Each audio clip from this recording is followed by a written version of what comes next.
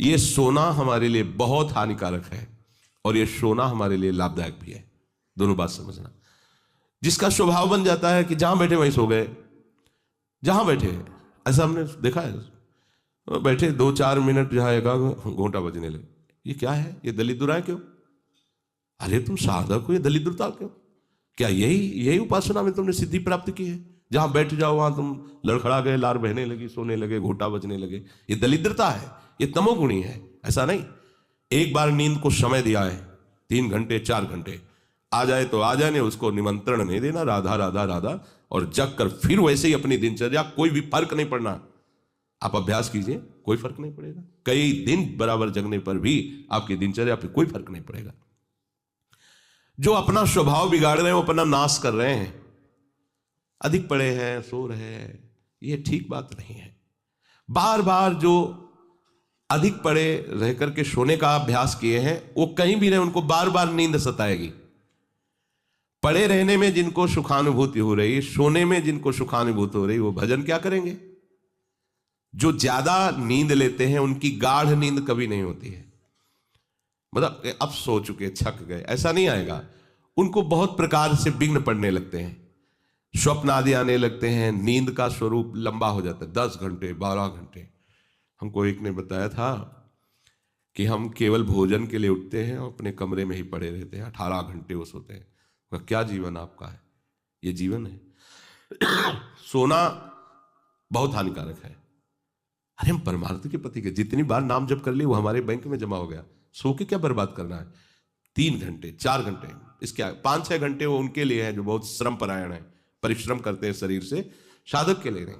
3 घंटे पर्याप्त है। आप अभ्यास करके तो देखिए, 3 घंटे में आपको बिल्कुल 24 घंटे के लिए तृप्ति मिल जाएगी। हाँ बिल्कुल ठीक है, अभ्यास कर लीजिए। दिन में लेटे रहने पर भी 1 मिनट नींद नहीं, अभ्यास कीजिए। अभ्यास अमृत है और अभ्यास ही मृत्यु है। आपने जैसा अभ्यास कर लिया, अमृत का अभ्यास किया तो अमृत है, और मृत्यु का अभ्यास किया तो मृत्यु है। भोगों का अभ्यास करना, सोने का अभ्यास करना, प्रपंच में अधिक रुचि रखना, ये सब मृत्यु है। नामामृत, लीलामृत, रूपामृत, धामामृत, इसका अभ्यास करो, अमृत है ये।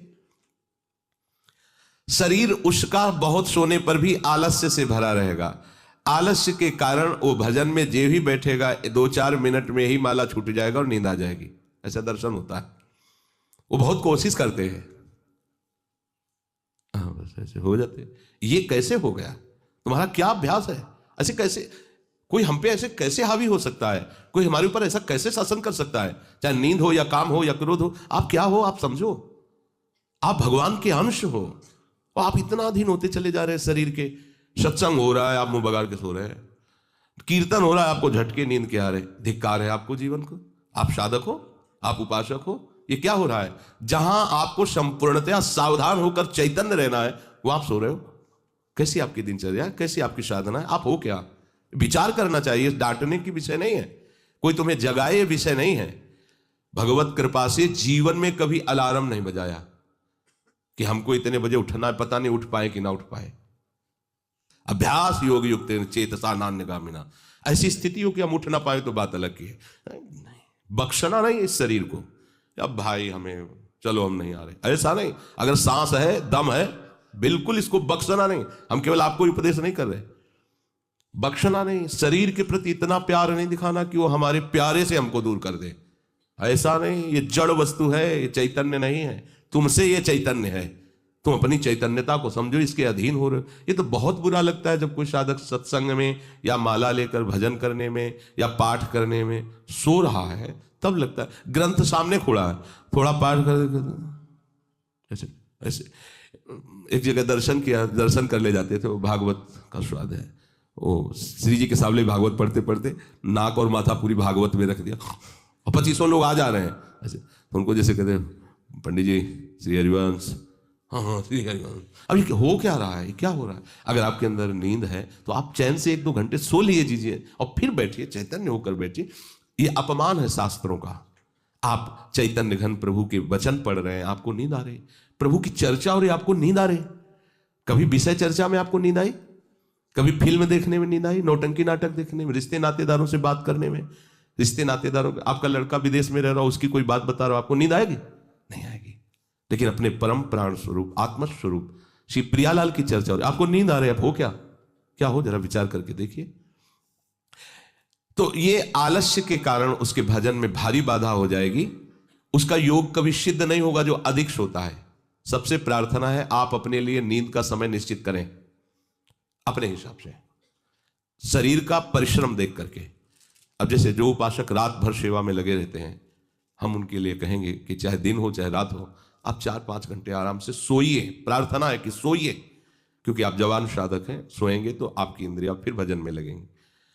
आप अपने को देखिए, यदि आप कोई सेवा बल वाली नहीं करते हैं तो 4 घंटे से ज्यादा आप नहीं लें। अच्छा उपासक 3 घंटे में हो जाता है।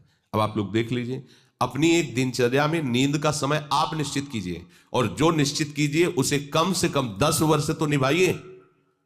यहां 2-4 दिन में दिनचर्या बदल जाती है, ऐसे नहीं होना। साधु का ऐसा नहीं होता, कुछ नियम लो तो 10-5 वर्ष तो चलो, 2-4 दिन में सब फिसल जाते हो, क्या फायदा है। एक नियम लो, हम इतने घंटे सोएंगे, हम छूट देते हैं आपको, आप अपने आप ने नियम लो कि हमारा इतने घंटे में हो जाएगा। उस घंटे को आप लिख लो अपने सामने कि मुझे इतने घंटे केवल सोने के लिए सत्संग में अनुमति है, क्योंकि हमने वहां इतना नियम लिया था। आप ले, बताने की जरूरत नहीं, आपके द्वारा लिया हुआ नियम फिर आपसे कभी नहीं टूटना चाहिए। स्वीकार करो आप अंदर से कि आप इतना सोएंगे, पर लिमिट हम बता देते हैं। शरीर अधिक श्रमित जो सेवा में होता है 5 घंटे, गृहस्थी है तो 6 घंटे, साधक है 4 घंटे। भजनानंदी को कहना ही नहीं पड़ेगा, 3 घंटे में हो जाता है। इसी के अंतर्गत आप चयन कर लीजिए, 6 से 7 में मत बढ़ना, क्योंकि सत्संगी हो, इतना भारी श्रम तुमसे नहीं होता। बलराम ब्रजवासी है, 20 वर्ष की बात बता रहे हैं, एक दिन की नहीं, 20 वर्ष की नित्य दिनचर्या से वृंदावन की परिक्रमा, और कितनी मेहनत से चक्की चला करके 150 रुपया करके घर परिवार चलाना, संत सेवा करना, सत्संग सुनना, ये सब। गृहस्थ है, परिवार है, भागे घूम रहे हैं परमार्थ के लिए, नंगे पैर पूरे वृंदावन, 20 वर्ष पानी गिरे पत्थर गिरे कोई मतलब नहीं, इतनी इतनी एड़ी फट गए एकदम। अब उनको क्या कहोगे, साधु नहीं कहोगे तो क्या कहोगे। ब्रजवासी हैं, रात दिन प्रभु का नाम स्मरण, सत्संग, परिक्रमा सब कर, और मेहनत उठा उठा के बोरा भर बेचना, उसमें कहीं 10-20-50 रुपया बचा लेना, परिवार का पोषण करना। आपके लिए तो कोई सेवा ऐसी नहीं मेहनत वाली, फिर आप इतना लंबा सफर कैसे सो सकते हैं। वो गृहस्थ होते हुए 2-2:30 बजे जगते हैं, तब अपनी दिनचर्या पूरी करते हैं। हो सकता है रात्रि के 10-11 बज जाते हो, दिन में वो चक्की में रहते, कब सोते होंगे। और 20 वर्ष की दिनचर्या हम उसकी बता रहे हैं। आप विचार करो, आप साधक हैं, आप विरक्त हैं, या आप संसार से निवृत्त होकर वृंदावन वास करें, आप कितना सोते हैं। ये बंद करो, शरीर को सुखी करना बंद करो। ये शरीर को सुख देने के बाद महादुख मोल लेना है। निश्चित करो आप अपने समय को सोने का। कर लिया, कर लिया, हाँ, अपना समय निश्चित करो। जो समय निश्चित किया हो, 4 घंटे, 5 घंटे, 6 घंटे, ये धाम है, यहां झूठ नहीं चलेगा। अगर 6 घंटे निश्चित किया तो 6.25 घंटे नहीं होना चाहिए।